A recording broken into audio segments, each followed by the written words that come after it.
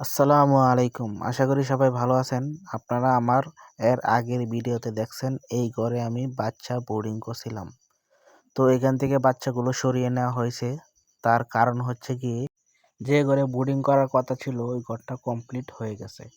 তো আমি এখানে কেন বোর্ডিং করলাম? কারণ ওখানে ঘরটা কমপ্লিট হয় নাই। যার কারণে আমি এখানে আপাতত বোর্ডিং করছিলাম ২-৩ দিনের জন্য। তো আমি এখানে ২ দিন রাখছিলাম বাচ্চাগুলো। পরে আমি আমার ওই ঘরে নিয়ে গেছি।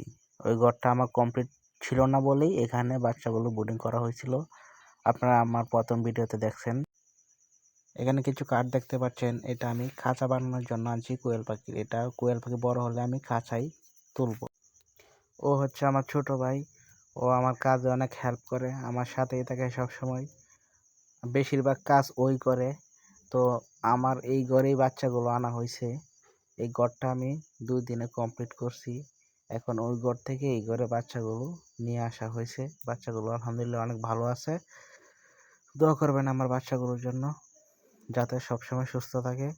এখানে দেখতে পাচ্ছেন তালা লাগানো, কারণ বাড়িতে কেউ নাই, আমিও সবসময় বাড়িতে থাকি না।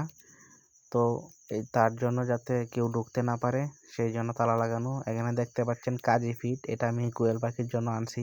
কাজী ফিডই আমি ব্যবহার করতেছি বর্তমানে। তো এটা আমি মুরগিকেও খাওয়াইছি, ভালো রেজাল্ট, তার জন্য কাজী ব্যবহার করতেছি কোয়েল পাখিকে। এই কাজী ফিড গুণগত মান খুবই ভালো। এখানে দেখতে পাচ্ছেন আমি ফিডটা গুঁড়ো করে দিছি ব্লেন্ডার দিয়ে। ব্লেন্ডার দিয়ে গুঁড়ো না করে দিলে বাচ্চা খেতে পারে না, তার জন্য আমি ব্লেন্ডার দিয়ে গুঁড়ো করে দিচ্ছি, যাতে বাচ্চাগুলো সুন্দরভাবে খেতে পারে। বড় দানাগুলো খেতে পারে না, যার জন্য গুঁড়ো করে দিতে হবে। আপনারাও সবাই জিরো বাচ্চাকে গুঁড়ো করে না দিতে পারলে বাচ্চাগুলো খেতে পারবে না। তো এখানে দেখতে পাচ্ছেন খাবার দেওয়া হচ্ছে। খাবারগুলো প্রায় শেষের পথে, যার কারণে আমি একটু বাইরে যাব। যার কারণে খাবারগুলো দিয়ে কাজগুলো শেষ করে আমি একটু বাইরে যাব। তার কারণে খাবারগুলো যাতে নষ্ট না করে সেইভাবে আপনি খাবার দিবেন। খাবারের উপরে কখনো খাবার দিবেন না। খাবারগুলো যাতে সবগুলো একসাথে শেষ হয়, তারপরে আপনি একসাথে খাবার দিবেন।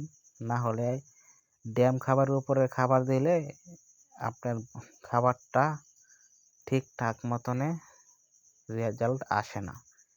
তো আপনারা সবসময় একবারে খাওয়ানো শেষ করে খাবার দিবেন। এই যে আমার এখানে দেখতে পাচ্ছেন হালকা কিছু কিছু খাবার আছে, তাও আমি খাবার দিয়ে দিচ্ছি, কারণ আমি একটু বাইরে যাব, কাজে ব্যস্ত, একটু বাইরে যেতে হবে।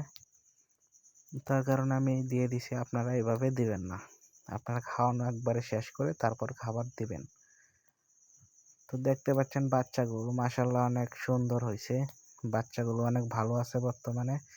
এখানে দেখতে পাচ্ছেন সব কিছু কমপ্লিট করার পরেও এখানে পর্দাটা কমপ্লিট করতে পারি নাই। এখন আমি পর্দাটা লাগিয়ে নিতেছি, কারণ বাচ্চা ছোট, পর্দা না দিলে বাচ্চা বাতাস ঢুকবে। রাত্রে পর্দা অবশ্যই নামিয়ে দিতে হবে। দিনে খোলা ছিল, এখন গরম সিজন তাই খোলা ছিল, শীতে আবার বন্ধ রাখতে হবে। এখানে দেখতে পাচ্ছেন আমাদের বাজার থেকে কিনে আনা 2টা কোয়েল পাখি, একটা পুরুষ একটা মহিলা। ওরা সবসময় একটা করে ডিম দেয় প্রতিদিন। তো কমপ্লিট হয়ে গেল পর্দাগুলো। সবাই ভালো থাকবেন। আল্লাহ হাফেজ।